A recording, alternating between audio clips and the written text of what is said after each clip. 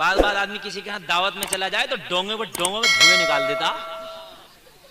اپنے گھر بڑے حساب سے کھا گا کہ ذرا ہاں بس بہت ہے, بس ایک یا دو بوٹی کھا گا, اس سے زیادہ نہیں کھا گا. اسے پتا 200 روپے کلو آ رہا. مگر جب کسی کے ہاں شادی میں بیٹھ جائے گا تو ڈونگوں میں دھوئے نکال دیتا. دھوئے اے لوگوں یہ بھی ناجائز ہے. جو تیرا کھانے کی لمٹ ہے اس لمٹ میں کھا, دوسرے کے گھر بھی. اس لیے کہ دوسرے نے جو انتظام کیا ہے 1500 لوگوں کا انتظام ہوتا نا بھائی, میرے یہاں 1500 لوگ ہوں گے تو 1500 لوگوں کا اس خوراک کا انتظام کرتا جو خوراک گھر پہ کھائی جاتی ہے. وہ ناقے والی خوراک کا انتظام نہیں کرتا. ہاں وہ عام معمولی خوراک کا انتظام کرتا. ارے یار باورچی سے حساب لگواؤ, 1500 لوگوں کا کھانا کھایا جائے گا, کتنا اٹھے گا؟ تو وہ انسانوں کی خوراک کا انتظام کرائے گا, حساب بتائے گا, ناکے والی کا نہیں بتائے گا. بعض آدمی 2.5 کلو پہ ہاتھ پھیر رہا, سمجھ رہے ہیں, موٹا موٹا کھا رہا, باقی سب ٹیبل کے نیچے. سمجھ رہے کہ نہیں سمجھ رہے؟ اللہ اللہ, خیال رکھو ان چیزوں کا. کسی کے گھر میں دعوت میں جاؤ تو دعوت میں جانے کے بعد میں جو معمول تمہارا کھانے کا اسی معمول پہ کھانا کھاؤ. جس طریقے سے کھا تو کھانا کتنا بھی لذیذ ہو مگر معمول نہ توڑو. اور جب کسی کے ہاں دعوت میں شادی میں جا رہے ہو تو تم ہی جاؤ, اپنے ساتھ کسی کو زبردستی بلا کر لے جاؤ. چلو فلاں ہوٹل میں کھانا چل رہا, ہمارے فلاں عزیز کی شادی ہے, کھانا کھانے چلنے تو یہ بھی ساتھ ہو لیا, چل میرے ساتھ چل جائے گا. حرام ہے حرام. جس کی دعوت ہے وہی جائے, جس کی دعوت نہیں ہے وہ نہ جا سکتا ہے نہ اسے کوئی لے جا سکتا ہے. فری میں بھی بہت کھا رہے ہیں. فری میں دعوت میری ہوئی, میں اپنے 2 دوستوں کو ساتھ میں لے گیا, چلو چل رہے ہیں یار ہوٹل میں مار آئے. سمجھ رہے ہیں, حرام ہے حرام. اس لیے کہ کھانا میرے لیے تھا, اس کے لیے نہیں تھا. سمجھ میں آئی کہ نہیں آئی؟ روزہ دار کے لیے افطاری اگر مسجد میں پہنچی تو روزہ دار ہی اس سے افطاری کریں, جس کا روزہ نہیں ہے اس کے لیے حرام ہے وہ کھانا.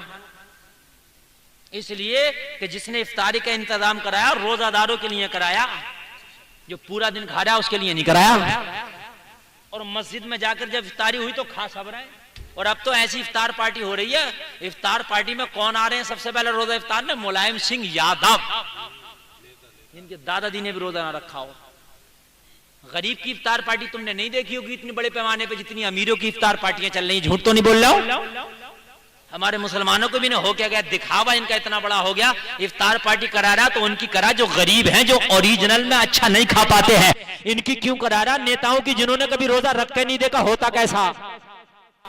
نیتاؤں کا چل رہا اخبار مارا افطار پارٹی افطار پارٹی. افطار پارٹی ہے یہ دکھاوا پارٹی ہے. نیتا جی ایک مریض کو اسپتال میں 1 کیلا دے رہے, میڈیا والا فوٹو کھینچ رہا, 1 کیلا 4 آدمی پکڑ کے ہاتھ سے دے رہے ہیں, کئی کونٹل کا ہو. دکھاوے کی بھی حد ہو گئی. انسان اور جانوروں کا فرق بتا رہا ہوں. اچھی لگ رہی ہے تقریر؟ ماشاءاللہ ماشاءاللہ, بہت اچھا آپ سن رہے ہیں. بس سنیے, تھوڑی دیر اور آپ کی خدمت کروں میں, اور اللہ عمل کی توفیق عطا فرمائے. اللہ کی قسم میرا تقریر کا مقصد صرف اور صرف یہ رہتا ہے کہ میری قوم کی اصلاح ہو جائے. اگر آپ نے حلال کھانا شروع کر دیا تو خدا کی قسم ساری سمسیائیں ختم ہو جائیں گی. اگر حلال کھانا شروع کر دیا تو ساری سمسیائیں دور ہو جائیں گی. مین چیز یہ ہے کہ حلال نہیں کھا رہے ہیں ہم, کہیں نہ کہیں حرام ہے ہماری روزی میں. غور تو کیجئے, غور تو کرو. یہاں تو معاملہ یہ ہے, سرکاری نل آ رہا تو کوشش کر رہا ہے میرے گھر کے اندر لگا دے کمرے میں ہی پانی پیوں بس اس کا. یہ تو دیکھ اس پر حق کس کس کا ہے.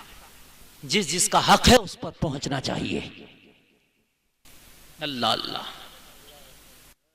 اے مسلمانوں کان کھول کر سنو, انسانوں اللہ نے انسان بنایا, حرام اور حلال میں فرق پیدا کرو. جس دن آپ نے حرام اور حلال میں فرق پیدا کرنا شروع کر دیا اس دن سچے انسان نظر آؤ گے. سبحان اللہ سبحان اللہ. نہیں نظر آ رہے ہیں. سمجھ رہے ہیں کہ آپ نہیں سمجھ رہے؟ بات سمجھ رہے ہیں کہ نہیں سمجھ رہے؟ پتہ نہیں چل رہا میں. ہائے ہائے,